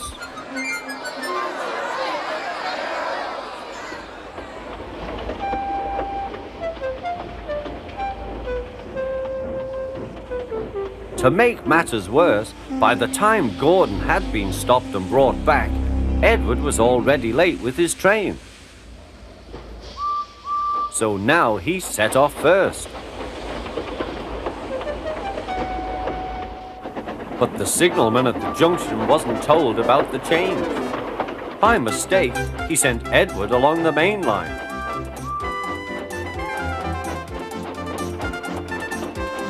Gordon was sent along the branch and arrived cold and cross on one of the sidings near the harbour. Next morning, Bill and Ben peeped into the yard. There were no trucks for them, but they didn't mind that. Teasing Gordon would be much better fun. "What's that?" asked Bill. "Shh," whispered Ben. "It's Gordon." "It looks like Gordon, but it can't be. Gordon never comes on the branch lines. He thinks them vulgar." Gordon pretended he hadn't heard them. "If it isn't Gordon," said Ben, "it's just a pile of old iron, which we'd better take to the scrapyard." "No, Bill, this lot's useless for scrap. We'll take it to the harbour and dump it in the sea." Gordon was alarmed. "I am Gordon. Stop, stop!" When Boko suddenly arrived, Gordon thought him the most beautiful sight he had ever seen. "Boko, my dear engine, save me!" Boko quickly sized up the situation and threatened to take away the trucks he had brought for Bill and Ben. This made the twins behave at once. Gordon thought he was wonderful. "Those little demons, how do you do it?" "Oh, well," said Boko, "it's just a knack." Gordon still believes that Boko saved his life, but we know the twins were only teasing, don't we? Bertie the bus was giving some visitors a tour of the island of Sodor.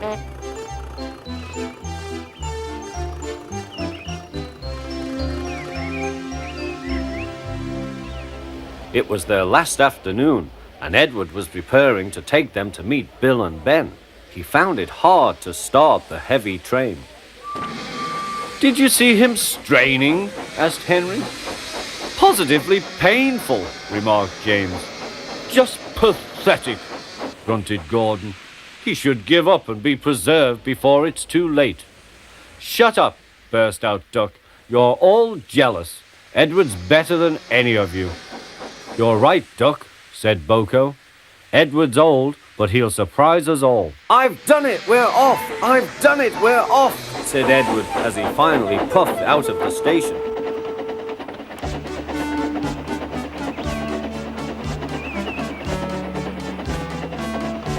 Bill and Ben were delighted to see the visitors. They loved being photographed. Later, they took the party to the China Clay Works in a brake van special.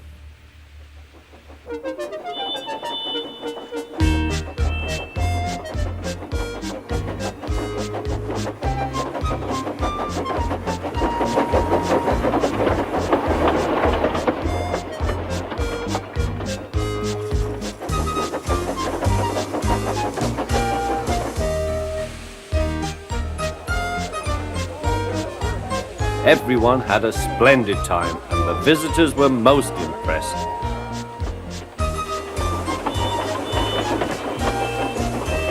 Then Edward took the visitors home.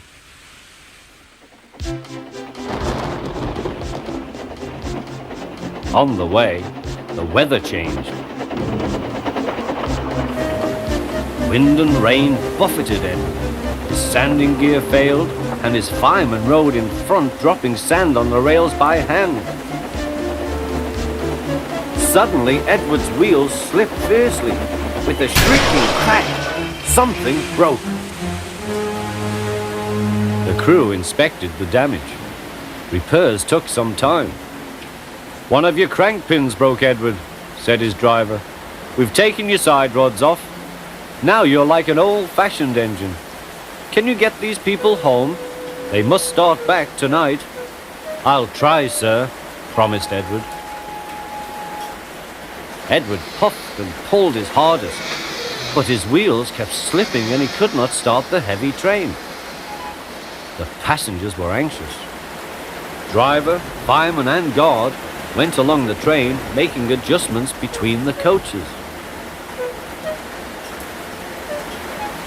"We've loosened the couplings, Edward. Now you can pick your coaches up one by one, just as you do with trucks." "That will be much easier," said Edward. "Come on," he puffed, and moved cautiously forward. The first coach moving helped to start the second, and the second helped the third.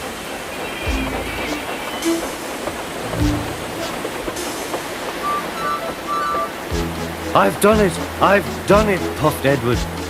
"Steady, boy," warned his driver. "Well done, boy. You've got them! You've got them!" And he listened happily to Edward's steady beat as he forged slowly but surely ahead. At last, battered, weary, but unbeaten, Edward steamed in. Henry was waiting for the visitors with the special train. "Peep, peep!" The fat controller angrily pointed to the clock, but excited passengers cheered and thanked Edward, his driver and fireman. Duck and Boko saw to it that Edward was left in peace. Gordon and James remained respectfully silent.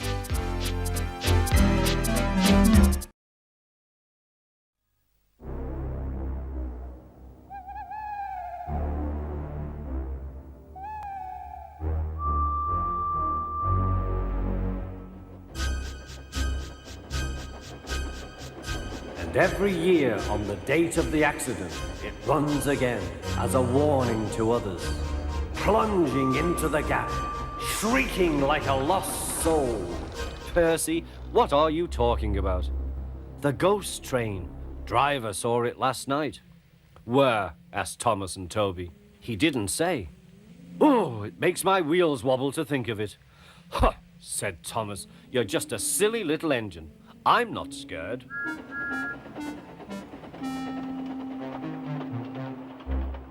"Thomas didn't believe in your ghost," said Percy next morning. His driver laughed. "Neither do I. It was a pretend ghost on television." Percy was disappointed. That evening, he came back from the harbour.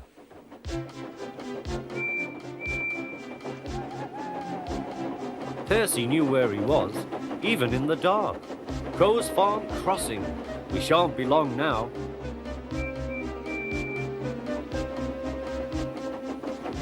He liked running at night.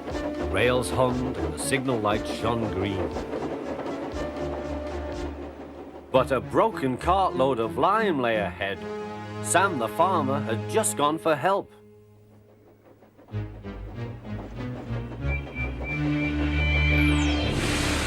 Percy broke the cart to smithereens. Lime flew everywhere. He puffed quickly to the nearest signal box. Percy's driver explained what had happened. "I'll see to it," said the signalman, "but you'd better clean Percy, or people will think he's a ghost." Percy chuckled. "Do let's pretend I'm a ghost and scare Thomas. That'll teach him to say I'm a silly little engine." Toby promised to help.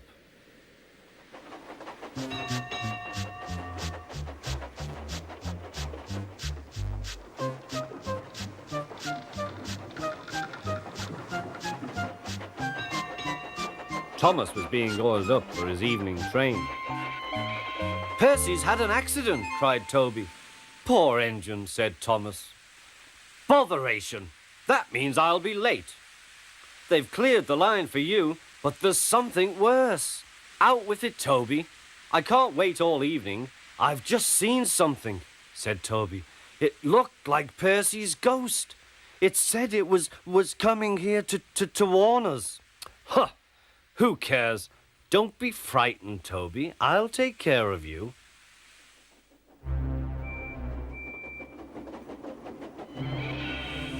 Pee, pee, pip, pip, pip, pee. "Let me in! Let me in!" wailed Percy. "No, no, not by the smoke of my chimney, chim. I'll chuff and I'll puff and I'll break your door in." "Oh dear," exclaimed Thomas. "It's getting late. Oh, I'd no idea. Oh, I must find Annie and Clarabel." It was morning when Thomas returned. "Where have you been?" asked Toby. "Ah, well," said Thomas. "I knew you'd be sad about Percy, and I didn't like to intrude. I slept in the goods shed, and..." "Oh, sorry, can't stop. Got to see a coach about to train."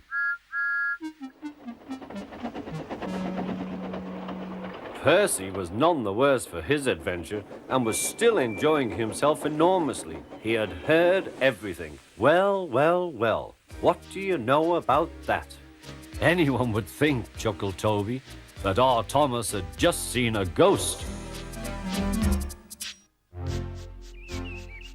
In summer, the gangers cut the long grass on the line side, raking it into heaps to dry in the sun. At this time of year, Percy stops where they have been cutting. The men load up his empty wagons and he pulls them to the station.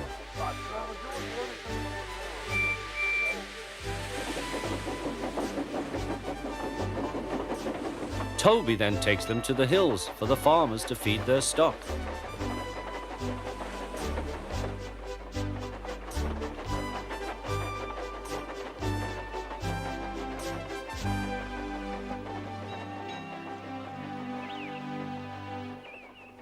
Whee! Percy gave a ghostly whistle. "Don't be frightened, Thomas," he laughed. "It's only me." "Your ugly fizz is enough to frighten anyone," said Thomas. "You're like..." "Ugly indeed. I'm a green caterpillar with red stripes," continued Thomas firmly. "You crawl like one too." "I don't." "Who's been late every afternoon this week?" "It's the hay." "I can't help that," said Thomas. "Time's time, and the fat controller relies on me to keep it. I can't if you crawl in the hay till all hours." "Green caterpillar indeed," fumed Percy. He set off to collect some hay to take to the harbour. "Everyone says I'm handsome, or at least nearly everyone. Anyway, my curves are better than Thomas's corners." "Thomas says I'm always late," he grumbled. "I'm never late, or at least only a few minutes. What's that to Thomas? He can always catch up time further on." All the same, he and his driver decided to start home early. Then came trouble.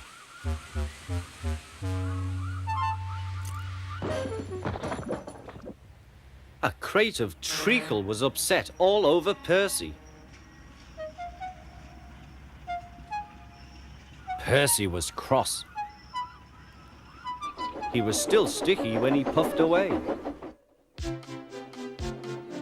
The wind was blowing fiercely. "Look at that!" exclaimed the driver. The wind caught the piled hay, tossing it up and over the track. The lion climbed here. "Take a run at it, Percy," his driver advised. Percy gathered speed, but the hay made the rails slippery, and his wheels wouldn't grip. Time after time he stalled with spinning wheels and had to wait till the line ahead was cleared before he could start again. Everyone was waiting. Thomas seethed impatiently. 10 minutes late. I warned him. Passengers will complain, and the fat controller. Then they all saw Percy. They laughed and shouted.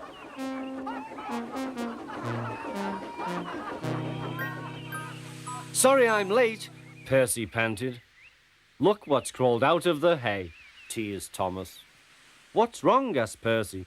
"Talk about hairy caterpillars," puffed Thomas. "It's worth being late to have seen you."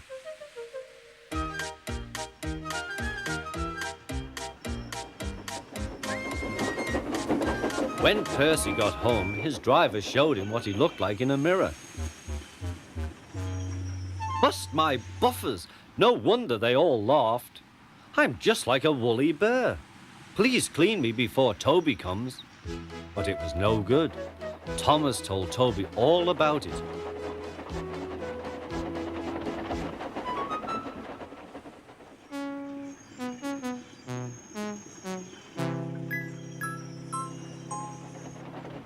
Instead of talking about sensible things like playing ghosts, Thomas and Toby made jokes about woolly bear caterpillars and other creatures which crawl about in hay.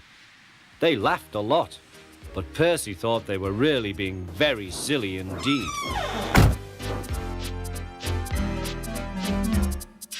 It was 2 days before Christmas. Many children were expected on the island of Sodor. All the engines were busy with the final preparations. The Fat Controller wanted this year's carol party to be an extra special celebration. The Fat Controller was now waiting impatiently for Thomas. "Quickly now," he said. "Our Christmas tree has arrived just in time. I want you to fetch it, Thomas. Duck can look after Annie and Clarabelle until you get back." "Will we be able to sing carols too?" asked Thomas.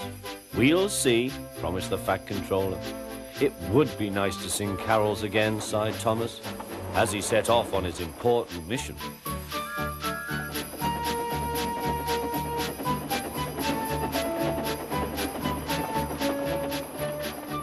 Thomas collected the tree safely, but large snowdrifts lay ahead. "I mustn't be late," he thought. "The Fat Controller is relying on me." Whistling bravely, Thomas tried to move, but he couldn't. There was worse to come. Poor Thomas was snowed under. Meanwhile, the other engines waited and waited. They were grumbling about Thomas for being late. "Silence!" said the Fat Controller. "Thomas left the works safely, but snow has brought the telephone lines down. We must assume he is stranded." The engines now felt sorry for Thomas, and cold but confident, the twins set off to the rescue.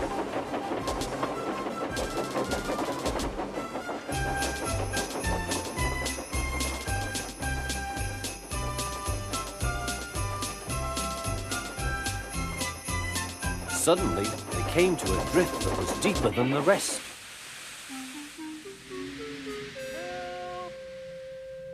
"Hush!" said Donald. "I can hear something." "Probably the wind," said Douglas. "Help!" "No, listen!" insisted Donald. "Over here." "Look! It's Thomas!" "Come on! The poor wee engine must be frozen to the frames in there." When the workmen arrived, it took some time to decide how to dig away the heavy drifts of snow. Thomas's driver and fireman, who had taken shelter at a nearby cottage, joined the rescue. At last, Thomas and the precious Christmas tree were freed from the snowdrift.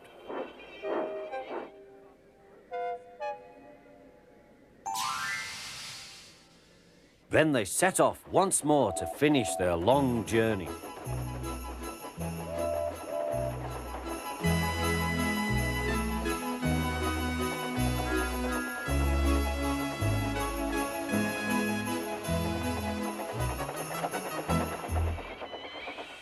The Fat Controller greeted them warmly.